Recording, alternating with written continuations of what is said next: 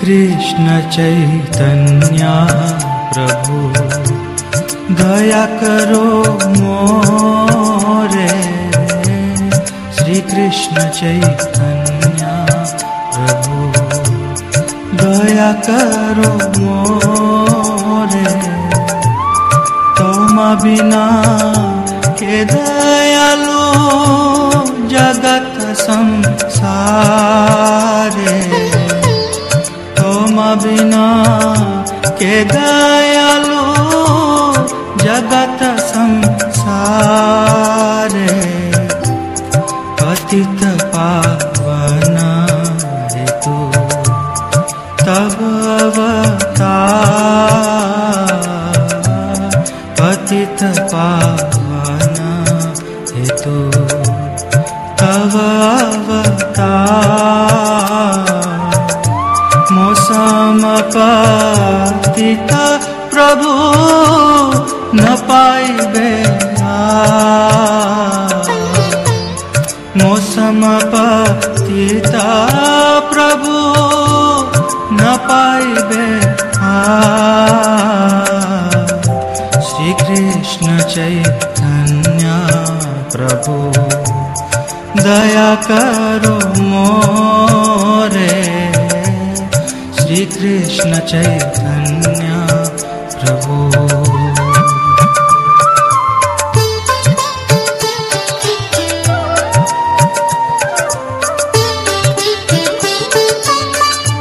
हा हा प्रभु नित्यानंद प्रेमानंद सुखी। हा हा प्रभु नित्यानंद प्रेमानंद सुखी। कृपावलोकन करो हमी बड़ दुखी। कृपावलोकन करो हमी बड़ दुखी। श्री कृष्ण चैतन्य प्रभु दया करो मोरे।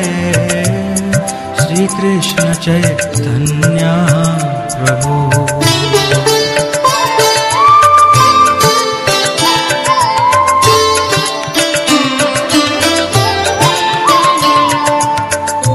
दया करो सीतापति अद्वैत गोसाई। तव कृपा बोले पहाय चैतन्य निताय। तव कृपा बोले पहाय चैतन्य निताय। ओम अज्ञानतिमिरन्धस्य ज्ञानाञ्जनशलाकया चक्षुरुन्मिलितं येन तस्मै श्रीगुरवे नमः। नमः ओं विष्णुपदाय कृष्णप्रेष्ठाय भूतले श्रीमते भक्तिवेदान्त स्वामिनिति नामिने। नमस्ते सारस्वती देवं गौरवाणी प्रचारिणे निर्विशेषशून्यवादी पाश्चात्यदेशतारिणे। जय श्री कृष्ण चैतन्य प्रभु नित्यानंद श्री अद्वैत गदाधर श्रीवासदि गौर भक्त वृंद। हरे कृष्ण कृष्ण कृष्ण हरे हरे। हरे राम राम राम हरे हरे। हरे कृष्ण। यं हि न व्यदयन्त्येते पुरुषं पुरुषार्षभां समदुःख सुखं धीरं सोऽमृतत्वाय कल्पते। ఓ మానవ శ్రేష్ఠ అర్జున, సుఖదుఖములచే కలతనొందక ఆ రెండింటి యందును ధీరుడై నిలుచువాడు నిక్కముగా మోక్షమునకు అర్హుడై ఉన్నాడు. ఇక్కడ భగవంతుడు సుఖదుఖాలకు రెండిటికి కూడా కలత చెందనటువంటి వాడు మోక్షాన్ని సాధిస్తాడు అని చెప్పి ఒక శ్లోకంలో చెప్తూ ఉన్నారు. అంటే సుఖదుఖములు కలత చెందకుండా ఎవరు ఉండగలరు అంటే ఎవరైతే గుణాతీత స్థితిని పొందుతారో వారు మాత్రమే సుఖదుఖాలకు కలత చెందకుండా ఉంటారు. ముందు కూడా మనం చర్చించాము. కనకదాసుల వారి గురువు గారు వ్యాసతీర్థుల వారు శిష్యులందరూ కూర్చొని ఉన్న సమయంలో ఒక్కొక్క శిష్యుని చూపించి ఆయన ఏమన్నారు అంటే, వీడు వైకుంఠానికి వెళ్తాడా అని అడిగారు కనకదాసుల వారిని. కనకదాసుల వారు ఏమన్నారు? వెళ్ళనన్నారు. మరి వీడు వెళ్తారా అన్నారు. వాడు వెళ్ళనన్నాడు. అందరు శిష్యుల్ని చూపించి వీడు వెళ్తాడా అంటే కనకదాసుల వారు చెప్పారు, ఎవరు వెళ్ళరు అన్నారు. గురువుగారు స్వయంగా ఏమంటున్నారంటే, నేను వెళ్తానా అన్నారు. మీరు కూడా వెళ్ళరు అన్నారు. అప్పుడు గురువుగారు అంటూ ఉన్నారు, మరి నీవు వెళ్తావా అని అడిగారు. అప్పుడు కనకదాసు కన్నడ భాషలో ఏమన్నారంటే, నాను హోగిదిరే హోగబోదు, నేను పోతే పోతాను అన్నారు. అంటే అక్కడ ఉన్నటువంటి శిష్యులందరికీ కూడా కోపం వచ్చింది. గురువుగారినే వైకుంఠానికి వెళ్ళనని చెప్పాడు, మరి వీడు వెళ్తాడంట. అప్పుడు వాళ్ళు ఆగ్రహించేటప్పుడు కనకదాసులు వారు ఏమన్నారంటే, అయ్యా నేను చెప్పిన మాటలు స్పష్టంగా అర్థం చేసుకోండి. నాను హోగిదిరే హోగబోదు, నేను పోతే పోతాను, నేను అన్న భావన నాలో పోతే పోతానన్నాను కానీ నేను పోతాననలేదు అన్నాను. అంటే నేను అనే భావన ఏంటి? అహంకారానికి అది నిదర్శనం. ఆ నేను అన్నటువంటి భావన పోయినప్పుడే మనం ఈ యొక్క ద్వంద్వ మోహాలకు కలత చెందకుండా మనం ఉంటాము, సుఖ దుఃఖాలకు కలత చెందకుండా మనం ఉంటాము. మరి ఈ సుఖ దుఃఖాలకు కలత చెందకుండా ఉండడానికి మనం ఆత్మస్థితిలో స్థిరులం కావాలా? నేను ఈ శరీరం కాదు అంటే అహంకారం నుంచి మనల్ని మనం విముక్తుని చేసుకోవాలి. ఎప్పుడైతే అహంకారం నుంచి మనల్ని మనం విముక్తులను చేసుకుంటామో అప్పుడే ఈ యొక్క సుఖ దుఃఖాలకు రెండిటికి కూడా కలత చెందకుండా ఉండేదానికి అవకాశం ఉంది. ఎంతకాలం మనం ఈ శరీరంతో మనల్ని పోల్చుకుంటూ ఉంటామో, అహం ఆకార, అహంకారం అంటే ఏంటి? అహం అంటే నేను, ఆకార అంటే ఈ శరీరం. అహం ఆకార, నేను ఈ శరీరం అన్నటువంటి పోలిక మనలో ఉన్నంత వరకు, శారీరక చైతన్యం ఉన్నంత వరకు కూడా మనం కలత చెందుతూనే ఉంటాము. నేను ఈ శరీరం కాదు. అందువల్ల ఆచార్యులందరూ ఏం చెప్తున్నారు? నేను నాది అన్న భావన పోవాలా. నా శరీరం అంటున్నాం కానీ నేనే శరీరం అని ఎవరు అంటున్నారయ్యా? ఎవరు అనట్లేదు. నా శరీరం అంటున్నారు. నా ఇల్లు అంటే ఇల్లు నేను కాదు, ఇంటిలో ఉంటున్నవాడిని. నేను అన్నది శరీరానికి అతీతంగా ఉన్నాడు. ఆ నేను అన్నటువంటిది ఎవరు? ఆ యొక్క పరబ్రహ్మ స్వరూపుని యొక్క అంశ, మనం ఆత్మస్వరూపులం. ఈ సత్యాన్ని మనం అర్థం చేసుకోవాలి. ఈ శరీరం అన్నది అశాశ్వతమైనది, ఆత్మ శాశ్వతమైనటువంటిది అన్నటువంటి సత్యాన్ని మనం అర్థం చేసుకొని, నేను ఈ శరీరం కాదు, నేను ఆత్మను అన్నటువంటి సత్యాన్ని మనం అర్థం చేసుకోవాలి. ఈ జ్ఞానం ఎప్పుడైతే మనలో ఉంటుందో అప్పుడు ఈ యొక్క సుఖ దుఃఖాలకు కలత చెందకుండా ఉండేదానికి అవకాశం ఉందన్నమాట. సో అందువల్ల ప్రతినిత్యం కూడా ఆత్మ సంబంధమైనటువంటి, పరమాత్మ సంబంధమైనటువంటి తత్వాన్ని మనం చర్చించినప్పుడు, అందుకనే ఏమన్నారు? నష్టప్రాయేషు అభద్రేషు నిత్యం భాగవత సేవయాం. ఈ యొక్క మనిషి ఎన్నో అభద్రతలతో జీవితాన్ని గడుపుతూ ఉన్నాడు. అభద్రతలు, ఇన్సెక్యూరిటీస్. ఎప్పుడు ఏం జరుగుతుంది ఎవరికి తెలియదు అనమాట. నష్టప్రాయేషు అభద్రేషు నిత్యం భాగవత సేవయాం. ఎవరైతే నిత్యం భాగవతాన్ని సేవిస్తారో, భాగవతాన్ని సేవించమంటే భగవత్ తత్వాన్ని, ఆత్మతత్వాన్ని ప్రతినిత్యం కూడా ఎవరైతే చర్చిస్తారో వాళ్ళు అన్ని అభద్రతల నుంచి కూడా విముక్తులే. అభద్రత ఎప్పుడైతే తొలగిపోతుందో అప్పుడు సుఖ దుఃఖాల కలత చెందకుండా ఉంటాడు, అభద్రతల నుంచి విముక్తిని పొందుతాడు. సో అందువల్ల నిత్యం మనం ఈ యొక్క జ్ఞానాన్ని అర్థం చేసుకునేదానికి ప్రతినిత్యం కూడా. అయితే ఏంటి అంటే జ్ఞానం అన్నటువంటిది నిన్న విన్నాం, ఈరోజు మర్చిపోతాం. అందుకనే భగవంతుడి గీతలో చెప్తూ ఉన్నారు, మాయా అపహృత జ్ఞాన.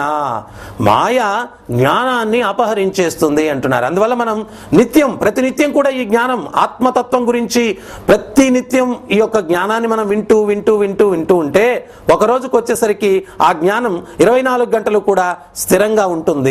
సో అందువల్ల ఈ యొక్క ఆత్మ యొక్క స్వరూపం ఏంటి, శరీరం యొక్క స్థితి ఏంటి, ఈ యొక్క బంధాలు అనుబంధాలు వీటి స్థితి ఏంటి అన్నటువంటిది ప్రతినిత్యం కూడా మనం చర్చించాల్సినటువంటి అవసరం ఉందన్నమాట. ఉదాహరణకి చరిత్రలో ఒక రాజుగారు ఉన్నారంట. ఆయనకి 4 భార్యలు. మొదటి భార్య అడిగిందంతా ఇచ్చాడు. రెండో భార్యని ఎక్కడికి వెళ్ళినా వెంట పెట్టుకుని వెళ్ళాడు. మూడో భార్యతోటి కష్ట సుఖాలు చెప్పుకున్నాడు. 4వ భార్యను జీవితంలో కన్నెత్తి కూడా చూడలేదు. ఒకరోజు ఆయనకు మృత్యు సమయం ఆసన్నమైంది. ఆ సమయంలో మొదటి భార్య దగ్గరికి వెళ్ళి అడిగాడు, నువ్వు అడిగిందంతా ఇచ్చాను కదా, నువ్వు నాతో వస్తావా అన్నాడు. మొదటి భార్య అనింది, ఇచ్చినంత వరకు తీసుకున్నంత వరకు, తర్వాత మీకు నాకు సంబంధం లేదు అనింది. మరి రెండవ భార్య దగ్గరికి వెళ్ళి ఎక్కడికి వెళ్తే అక్కడికి వెంట పెట్టుకుని వెళ్ళాను, మరి నువ్వు వస్తావా అన్నాడు. అప్పుడు రెండవ భార్య ఏమనింది అంటే, మీరు వెళ్ళిన తర్వాత నేను ఇంకొకరి వెనకాల వెళ్ళిపోతాను అనింది. మూడో భార్యతో సుఖదుఖాలు చెప్పుకునేవాడు. ఆడు మూడో భార్య దగ్గరికి వచ్చి, మరి సుఖదుఖాలు నీకు చెప్పుకున్నాను కదా, నువ్వన్నా వస్తావా అన్నాడు. అప్పుడు మూడో భార్య ఏమనింది అంటే, గోవిందా గోవిందా అంటూ వల్లకాడ దాకా వస్తాను, ఆ పైన రాను అని చెప్పింది. నాలుగో భార్యను జీవితంలో కన్నెత్తి కూడా చూడలేదు, ఏ ముఖం పెట్టుకుని అడుగుతాడు. నిరాశతో వెళ్ళిపోతూ ఉంటే నాలుగో భార్య స్వామి అని పిలిచింది. వెనక్కి తిరిగి చూశారు, నేను వస్తాను మీతోటి అని. ఆ నాలుగో భార్య ఏం చెప్తున్నారు అంటే, ఎవరు అని, పరమాత్మ స్వరూపుడు.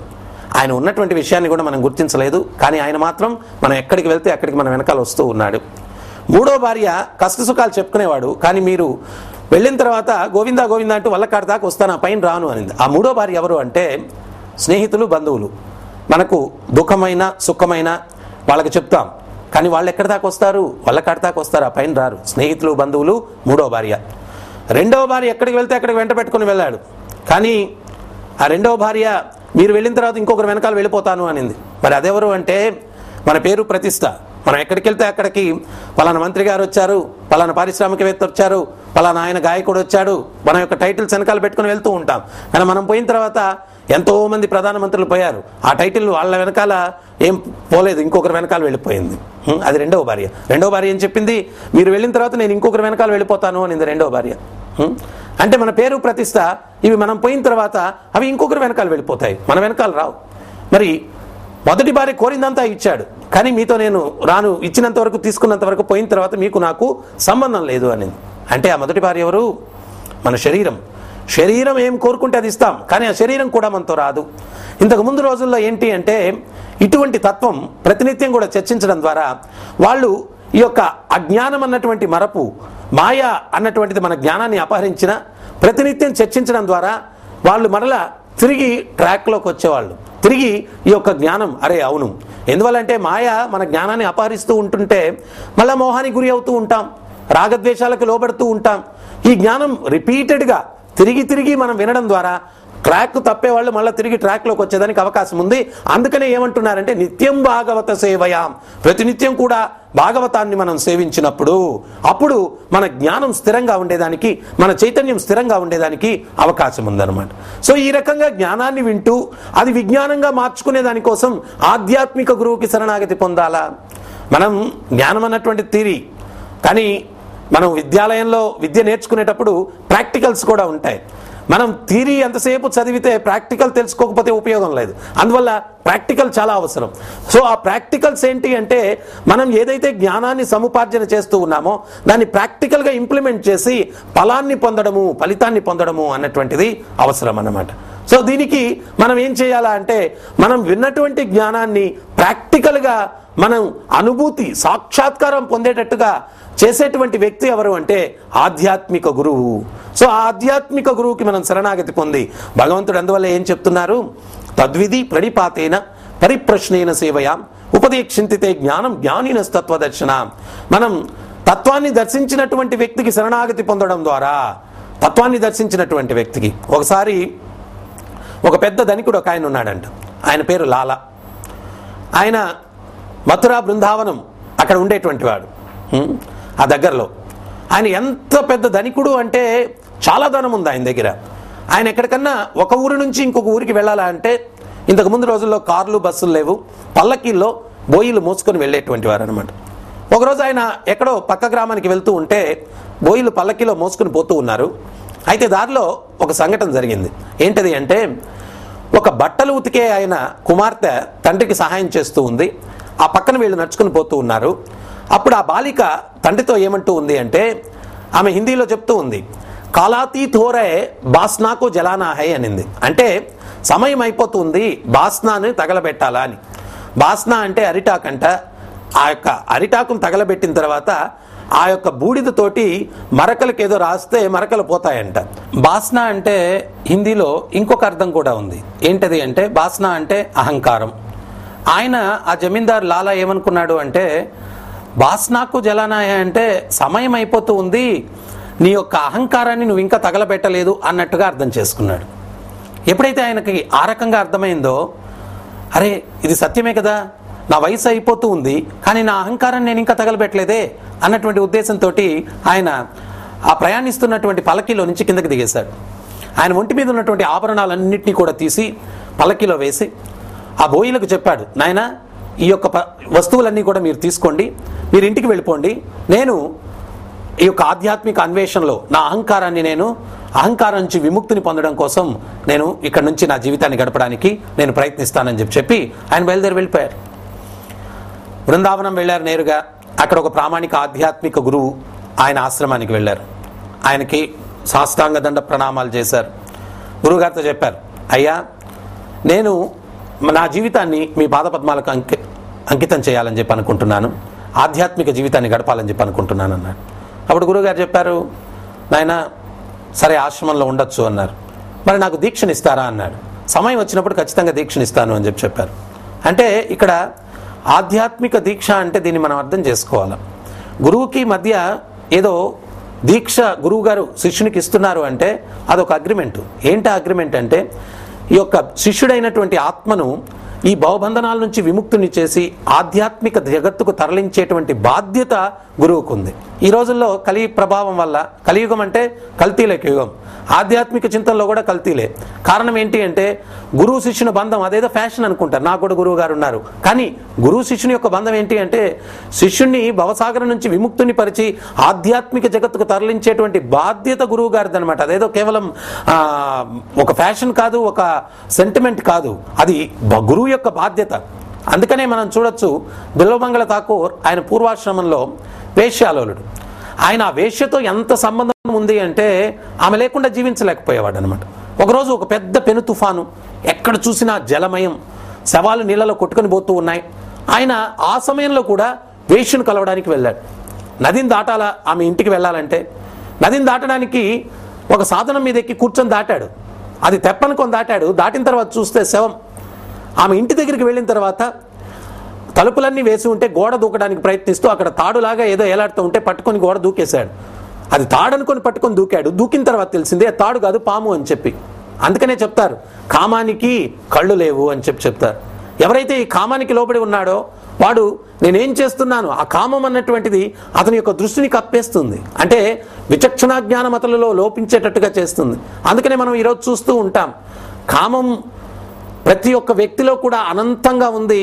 అందువల్ల ఆ కామం అన్నటువంటిది ఫలించకపోతే తర్వాత ఏమవుతుంది, క్రోధంగా మారుతుంది.